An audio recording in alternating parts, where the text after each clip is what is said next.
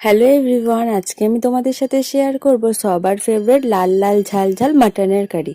তো এখানে প্রথমে আমি জিরে, ধনে আর শুকনো লঙ্কাটা বেটে নিয়েছি, এবারে আর গুঁড়ো দিইনি। আর এখানে পেঁয়াজটা বেটে নিয়েছি, সেটা দিলাম, দিয়ে অল্প সর্ষের তেল দিয়ে ভালো করে ম্যারিনেট করে নিলাম। এরপরে একটু লঙ্কা গুঁড়ো, হলুদ গুঁড়ো দিয়ে আবারও ভালো করে মিশিয়ে নেব।